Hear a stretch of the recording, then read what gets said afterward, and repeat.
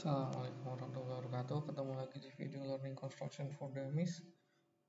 Jadi pagi ini kita mau bahas tentang load chart crane ya.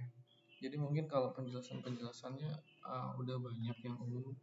Kemarin saya pakai salah satu mobile crane ya buat ngangkat baja rafter. Ini saya mau sharing aja. Jadi kemarin saya ngangkat rafter baja di ketinggian sekitar 21 meter pakai crane 50 ton. Nah ini kita mau jelasin sebenarnya bacanya gampang banget sih ya. Cuman ini yang mau saya titik tekankan adalah ada garis hitam di di load chartnya. Ini kita pakai adalah tipe rough terrain crane. Rafter itu dari rough terrain, jadi untuk kondisi yang rough gitu loh, kondisi terrain itu kondisi tanah ya, kondisi medan yang kasar, pakai 550 ton. Jadi kapasitas crane itu 50 ton, 100 ton itu dilihat dari kapasitas beban terbesar dengan radius terpendek atau jib terpendek ya. Nah misalnya ini kita lihat nah ini bebannya. Jadi ini adalah lifting capacity-nya ya, atau load chart terhadap bebannya. Nah jadi di sini kita ada yang C ini sudut derajat, terus yang ini adalah bebannya dikalikan 1000 kg atau dalam satuan ton ya intinya. Kayak gitu, ini sudutnya, yang ini bebannya.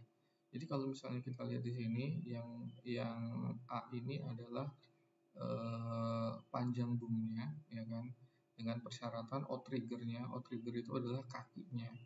Ini kan ada kakinya nih, kakinya itu harus tersebar keseluruhannya. Contohnya kayak nah ini nih. Nah ini kakinya ini dia harus ngejack semuanya ya. Nah kayak gini dia harus ngejack semuanya. Jadi baru load chartnya itu berfungsi. Kalau misalnya dia di roda ban, dia nggak bisa untuk yang ini, karena ada beberapa crane yang dia tanpa ngejack pun dia ada load chartnya, artinya dibolehkan. Tapi khusus yang ini nggak boleh yang sini. Terus ini kan sama fully extended 7 meter spread.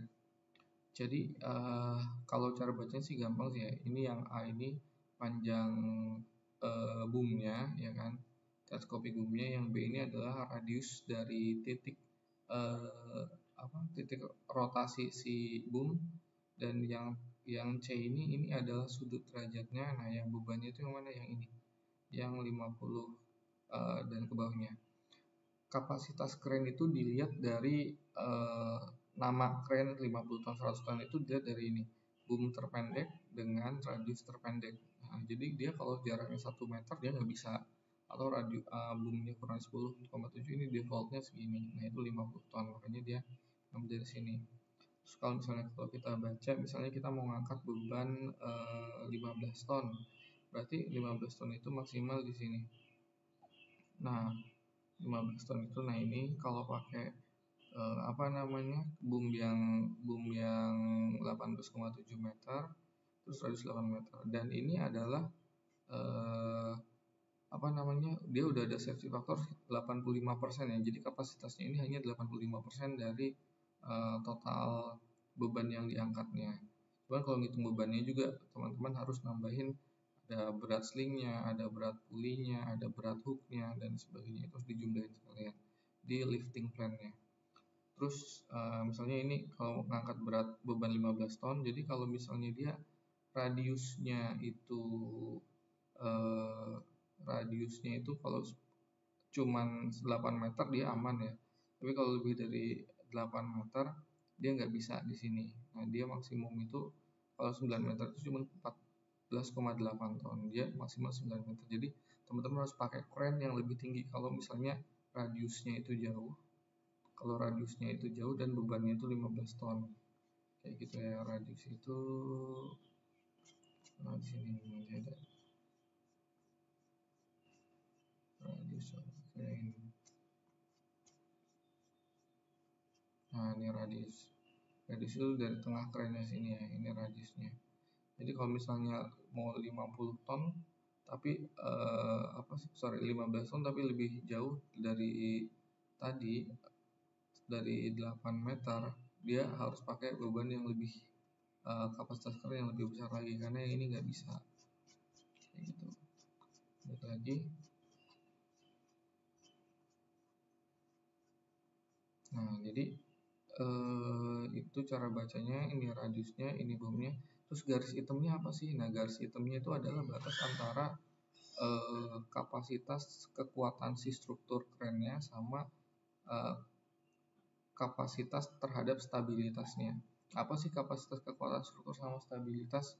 Jadi kalau kren itu kan dia punya stabilitas ya, keseimbangan terhadap outriggernya yang dipasang ya. Jadi dia kan kayak kalau misalnya ini dia ngangkat, dia jungkel atau enggak ya terhadap beban sendirinya itu. Nah, jadi kalau yang di bawah ini, jadi dia uh, bebannya lebih kecil. Ini cuma 5 ton sampai 17 ton ya kan. Nah, dia tuh bisa guling apa enggak gitu kalau di beban sini. Jadi batas maksimal sini ada batas gulingnya yang di bawah ini. Jadi dia udah bukan tentang kekuatan lagi, tapi tentang stabilitasnya dia terhadap si kerennya itu, apakah guling atau enggak. Nah, kalau yang di atas garis hitam ini adalah batas kekuatan strukturalnya. Jadi keren itu kan dia ada hooknya, terus itu ada slingnya, ya kan? Ada hooknya, ada slingnya, ada boomnya, ya kan? Nah, jadi kalau yang atas itu dia bebannya lebih besar kan. Ini nyampe 50 ton, 46 ton dan sebagainya, 16 ton ya kan. Nah, ini adalah kapasitas dari si material kayak si slingnya, hooknya, pulinya kayak gitu. Jadi maksimum bebannya adalah yang ini 16 ton ya kan. Kalau bebannya semakin panjang ya kan, bebannya semakin panjang apa sih namanya? Boomnya semakin panjang ya dia bertambah kayak gitu kan ya. Ya ini sesuai inilah, nggak mesti bertambah, nggak mesti berkurang. Ini udah dihitung berdasarkan kekuatan si struktural si kerennya. Nah, kurang lebih kayak gitu penjelasannya. Bukan berarti yang di bawah garis hitam itu tidak aman, enggak, aman juga. Secara stabilitas dia aman, tapi dia lebih ke kalau yang atas ini uh, dua-duanya tetap kapasitasnya bisa dipakai. Cuman yang atas ini dihitung berdasarkan kekuatan si material kerennya itu sendiri, ya kan? Si material kerennya itu sendiri ini kayak ini ada slingnya, ada hooknya, ya kan, kekuatan hooknya. Mungkin lebih kekuatan si sling sih. Nanti slingnya putus atau enggak gitu.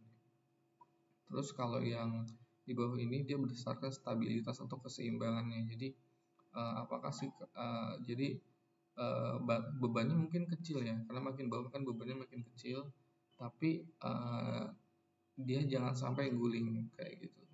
Jadi kegagalan keren gak cuma terhadap gulingnya, tapi bisa juga slingnya putus kayak gitu.